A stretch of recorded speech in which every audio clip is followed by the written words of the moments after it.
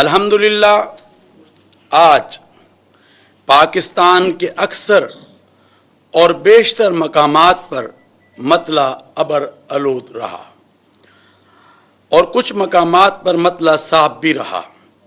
پاکستان کے مختلف مقامات سے ماہ ذو الحجہ کا چاند نظر آنے کی شہادتیں موصول ہوئیں، جن میں پشاور، اٹک، کوہاٹ، میاں والی، کرک، حویلیاں، شجاباد، ٹیکسلا، مری، ناروال، لاہور اور دیگر مقامات شامل ہیں جہاں پر چاند نظر آ گیا ہے۔